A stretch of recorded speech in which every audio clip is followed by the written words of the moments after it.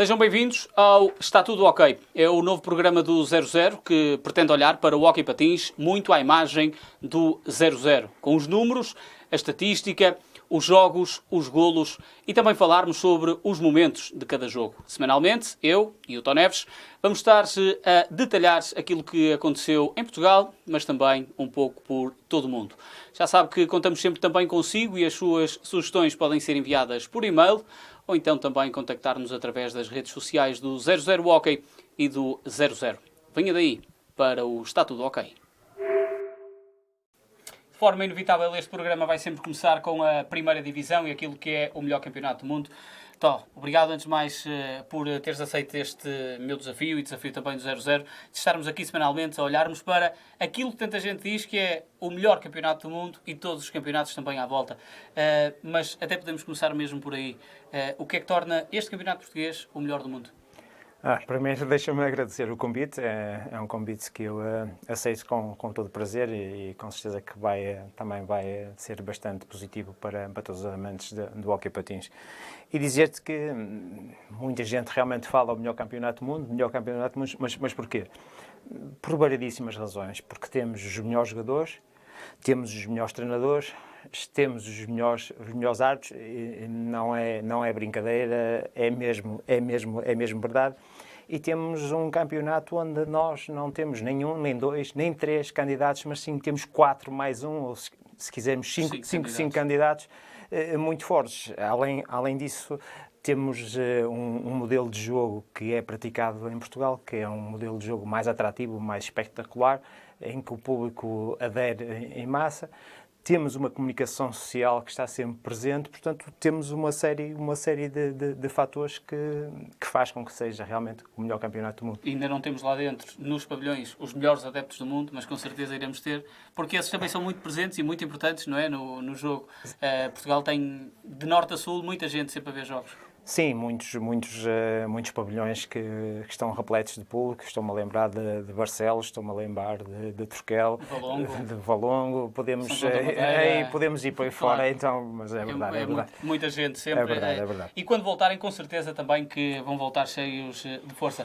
Olhamos já pormenorizadamente para a primeira divisão e esta primeira jornada, que começou com um jogo grande. O Benfica a bater o Futebol Clube do Porto por 7-3. A São Joanense a ganhar já o Ribadava em casa por 4-1. O Sporting teve uma vitória tangencial em Almeirim, na casa dos Tigres, por 4-3. O Oliveirense recebeu e venceu a Juventude Viana por 6-4. Um jogo construído e uma vitória construída também muito no último minuto. O Barcelos venceu confortavelmente num derby minhoto em Famalicão, o Famalicense por 8-2. O Valongo ganhou ao Tomar por 4-2 e o Turquel bateu o Hóquei de Braga por 3-1. Então, pormenorizadamente para estes resultados que podemos olhar, não vemos aqui nenhuma grande surpresa que possamos considerar, mas há aqui resultados muito equilibrados e há aquilo que chamamos sempre vitórias fáceis e vitórias mais difíceis.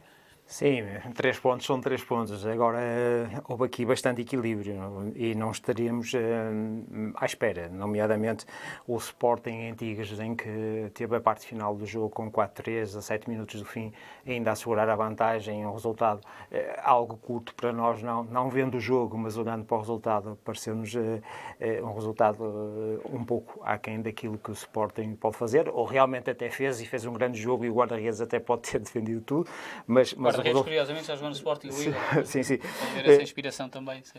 Assim como o Oliveirense, o primeiro, também estamos a falar da primeira jornada. O Oliveirense só nos últimos minutos é passar o Juventude Viana, um resultado muito equilibrado. E o Valongo Tomar também, um jogo que foi decidido na parte final. Portanto, foram os 3 jogos, não sendo surpresa, mas os jogos com mais equilíbrio. Quanto às vitórias boas? As vitórias, a São Joanense, de certa forma, mostrou a boa fase que fez no início no campeonato anterior. Portanto, ganhou não há com alguma vontade, porque neste campeonato não há alguma vontade. Ganhou 4-1 sobre o Ribadava. Sim, não há vontade. O Hóquei de Barcelos sim teve alguma facilidade com o Faco a vir da Liguilha, não estar ainda habituado a estas andanças, a perder com com o Hockey de Barcelos. E depois, uma curiosidade, o Turquel ganha ao Braga com o resultado ao intervalo 3-1 e não houve ocorrências na segunda parte. Portanto, é esta a história do jogo, embora depois iremos falar do Benfica mais pormenorizadamente. Sim, o Turquel acaba por ser curioso, até porque é o jogo com menos golos que acontece também nesta partida. Mas uma nota que é sempre aquilo que estavas a fazer referência, que é o facto de ser o primeiro jogo, e depois também houve muita mudança a nível técnica, e tudo isso parecendo que não, apesar de haver os mecanismos de pré-temporada, esta também foi uma pré-temporada diferente. O começar bem é sempre algo muito importante. Sim, é importante e temos que ver que, além das mudanças técnicas que houveram 5 equipas que trocaram o treinador, há uma pré-época que, digamos, que é quase 8 meses. Portanto, estiveram este tempo todo de interregno, ou agora este início do ano, até começar um pouco mais cedo, as equipas, nomeadamente as equipas que jogaram na Liguilha, e, portanto, é o início com muita ansiedade e com muita vontade de começar o hóquei. Até nós estávamos mortinhos por vermos estes jogos vibrantes e na televisão. Houve alturas que pensávamos que não íamos ter televisão, mas felizmente que temos e conseguimos assistir isso através da televisão. Agora olhamos para os melhores marcadores, porque nesta jornada já há gente a ficar destacada. Eu diria uma novidade e uma surpresa, porque o Rémi Herman, o francês que apesar de já está em Portugal desde a época passada na Juventude de Viana, marcou 3 golos. E em Oliveira das Meias, Dário Jiménez também fez 3 golos no Barcelos, fora igualmente, mas são níveis completamente diferentes este registro de 3 golos. Sim, um resultado de 6-4 em que o Rémi Herman marca os 3 golos da sua equipa, portanto, em 4 marca 3, o Dário Jiménez 3 em 8, portanto, diferente, um pouco diferente. Dois estrangeiros a marcar a serem os melhores marcadores. Os portugueses também estiveram bem, mas mais lá para a frente haveremos de ver mais gente a chegar ao top dos marcadores. Sim, até porque o que estava largamente destacado na época passada teve um jogo grande e completamente difícil. Foi o Gonçalo Alves e por isso acabou por fazer um gol de resto nessa partida. Destaca ainda para as bolas paradas, porque o Dário Jiménez é um dos jogadores que se destaca, mas também o Nuno Araújo e o Marco Torra fazem 2 em 2 nos livros diretos e isso é sempre muito importante nos jogos também. Sim, que é determinante. Muitas vezes, ou a maior parte dos jogos são determinantes. As bolas paradas são determinantes e estamos a falar de 3 especialistas. Portanto, não há, digamos aqui que não há grande surpresa. Há sim que não é fácil. 2 em 2 não é fácil, mas estamos a falar de todos eles de especialistas em bolas paradas. Vamos para o momento do jogo. É uma das rubricas deste Está Tudo Ok. De forma inevitável, o jogo grande desta jornada foi o Benfica Futebol Clube do Porto. Vitória contundente, top, pode-se dizer assim, dos encarnados sobre os azuis e brancos por 7-3. Sim, uma vitória que não deixa, os números assim o indicam e não deixa dúvidas absolutamente nenhumas. Mas há sempre o mas e há sempre claro. a história do jogo.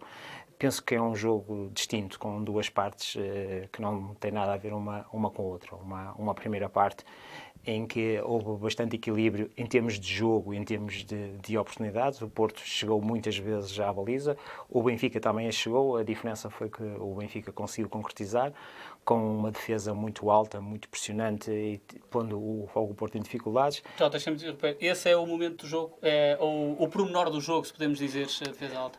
Sim, é um dos pormenores. O outro pormenor tem a ver com a concretização do Benfica, que conseguiu concretizar as bolas que conseguiu, as oportunidades que teve. O Porto teve-as, mas não as conseguiu concretizar. E há que destacar o Pedro Henriques teve uma tarde muito assertiva. Não muito exuberante, mas muito eficaz. E depois tivemos uma segunda parte em que o Benfica ditou com o 5-1, o jogo acabou. Na minha perspectiva, o jogo até acabou com o 4-1. Depois do Porto ter entrado no jogo no 3-1 e as coisas podiam levar outro rumo, mas o Benfica com o 4-1 acaba com o jogo. 5-1 definitivamente e conseguiu. O Benfica teve uma segunda parte em que conseguiu perfeitamente dominar o Fogo Porto e jogar como quis, ao ritmo que quis, e o Porto sempre muito determinado, mas pouco esclarecido. Um pormenor em torno deste jogo e da individualidade que se procura sempre num jogo coletivo é o homem de área. O Porto não tinha, Carlos Di Benedetto teve que fazer uma adaptação, o Benfica conseguiu ter quase a eficácia máxima com o Gonçalo Pinto. Sim, nós vimos no Benfica, nós não tivemos a oportunidade de ver o Benfica na pré-época. Claro. O Fogo Porto tivemos a ver, o Di Benedetto muito bem, um início de época muito bom. O Porto muito rotinado com o jogo dele, nomeadamente o Gonçalo a fazer muito bem uma dupla com o Benedetto, fez imensa falta. Agora o Benfica conseguiu ir buscar ao banco um jogador, um interior, um pivô, como quisermos chamar, em que realmente marca 2 golos. Já o tinha feito na época passada com 4 golos também ao Fogo Porto, um jogador feliz a jogar com o Porto. Agora, realmente, o Porto vai ter que arranjar alternativas para o jogador interior. Ainda 2 notas em torno deste jogo, prende-se com as bolas paradas, que noutros anos houve uma grande diferença, nomeadamente com a eficácia das equipas, e também a equipa de arbitragem.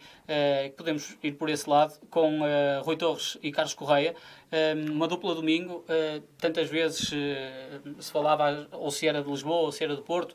Aqui também já houve duplas domingo a arbitrar este clássico, mas em bom plano, nomeadamente se Rui Torres já conhecíamos muito bem deste tipo de jogos, Carlos Correia teve uma estreia neste tipo de jogos, e é sempre salutar quando há uma exibição em que os árbitros não são falados.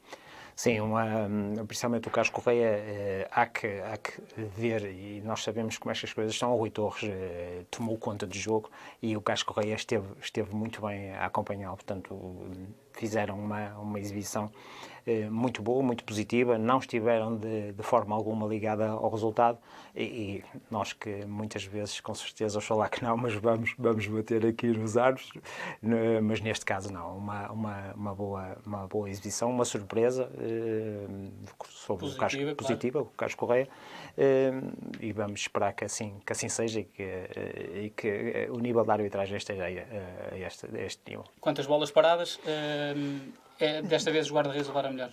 Sim, não houve assim tantas bolas paradas, daí não houve muitos cartões azuis de forma direta, houve alguns lances bem ajuizados que poderiam ser noutras alturas.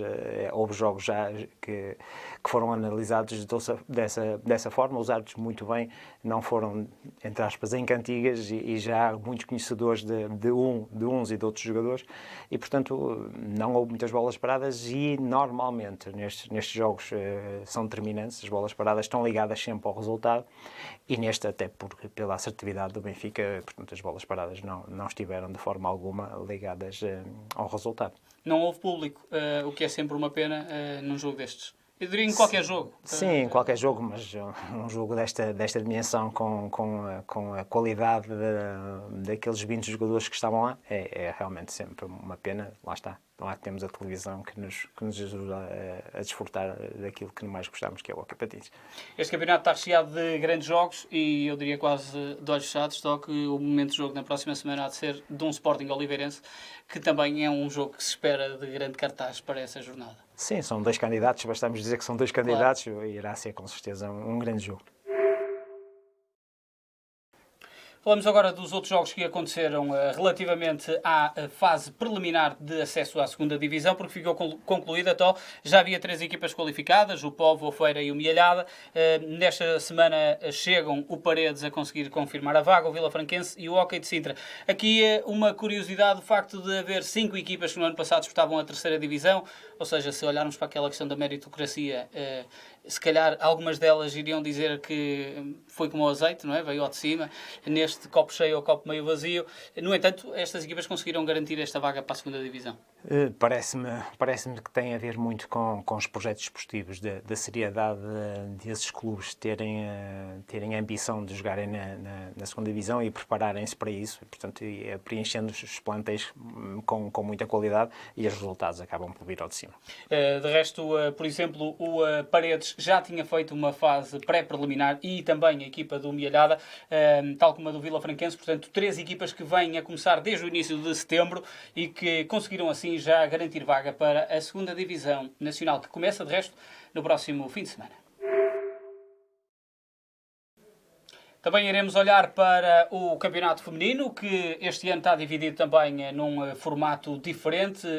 Deixou de haver a fase regular com o play-off e passou a haver 3 fases, Zona Norte, Zona Centro e Zona Sul. Toda ela começou também nesta semana, embora que um jogo tenha sido adiado para 2 de outubro, que foi o Carvalhos Académico da Zona Norte. Outro foi adiado também por imposição do Vila Boa do Bispo diante da equipa do Golpilhares. No entanto, sem grandes surpresas estão neste arranque. Por exemplo, na Zona Norte tivemos o Feira a conseguir superiorizar-se à equipa do Infante Sagres. Na Zona Centro, destaque para a equipa da Académica, que jogou diante da São Joanense. A São Joanense é uma equipa também que normalmente cria bons projetos femininos, mas a Académica, por exemplo, até vimos sair jogadoras para o Benfica nesta temporada. E na Zona Sul, a supremacia do Benfica, do Sporting, a sair ao de cima. De resto, nessa Zona Sul, com o Benfica a jogar diante do Caco, é uma zona muito equilibrada, mas é um bom sinal também para a modalidade ver tantas equipas femininas, inclusive algumas mais do que o habitual a participar nas competições europeias, e já ter um campeonato a começar com toda a sua plenitude.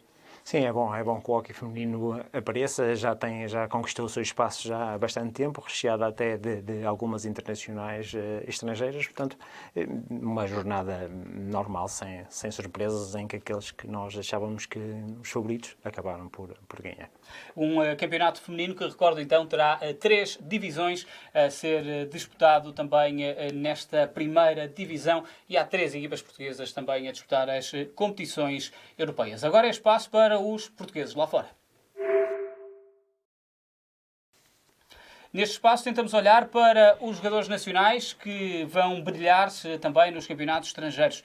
E de forma inevitável, João Rodrigues, que melhor arranque podia querer o Barcelona. Eu diria que é algo sintomático ver o Barcelona ganhar, mas 7-0 diante do Palafrugell, com o português a fazer um póquer, quando o MVP da Liga até foi para o Bargalhó no ano passado, e ver aqui o João Rodrigues a demonstrar uma eficácia tremenda. O Hélder também marcou um golo, portanto foi um arranque muito positivo por parte do Barcelona e do João Rodrigues.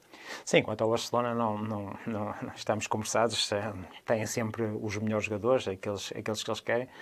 Têm os melhores jogadores portugueses a atuar também, nomeadamente o Hélder e o João.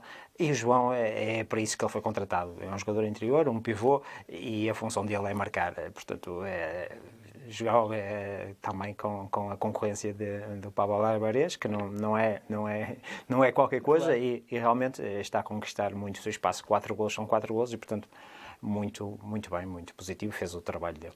Destacadíssimo. Na lista dos melhores marcadores também da Hockey Liga, o João Rodrigues mandou um vídeo para o 0-0. Foi um bom início de campeonato para nós. Era importante, depois de tantos meses parados, sem jogarmos para o campeonato, começar bem, e fizemos um bom jogo. Foi muito importante também não termos sofrido qualquer golo, e portanto dá-nos confiança já para as próximas jornadas.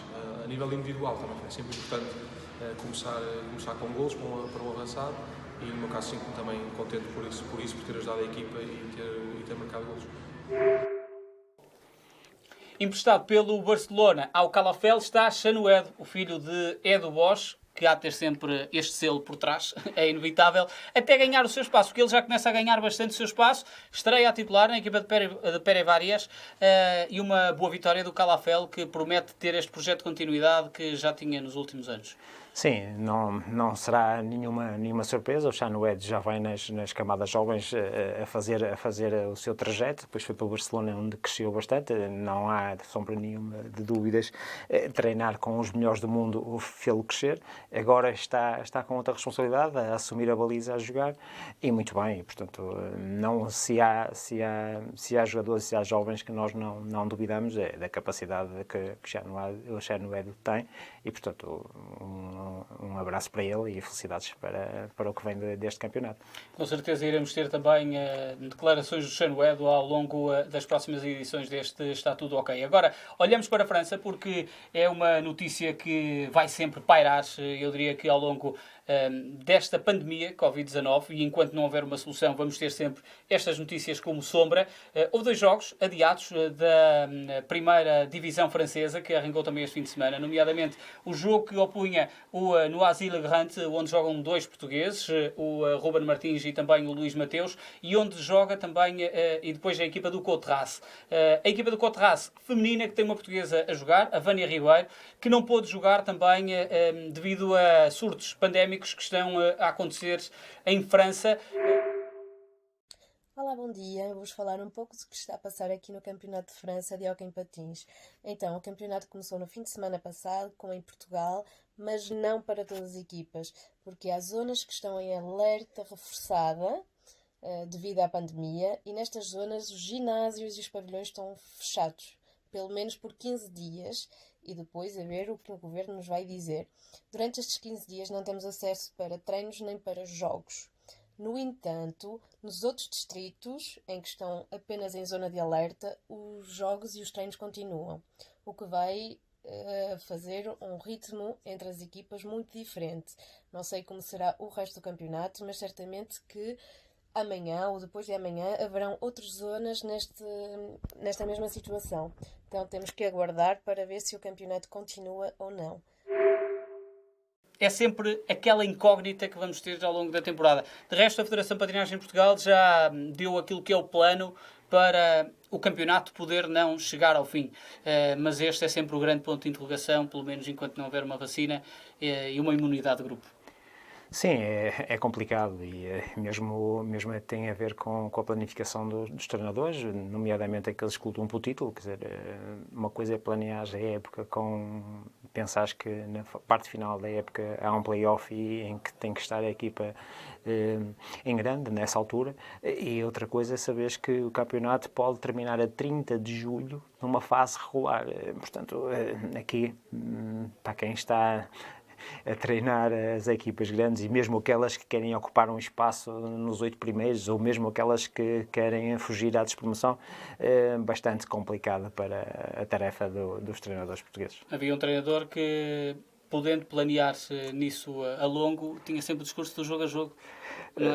Se calhar cada vez mais se impõe nisso. Sim, nós não sabemos o que é que ia bem, portanto não será tanto assim, principalmente as equipas grandes, mas se calhar um planeamento mensal faz todo sentido.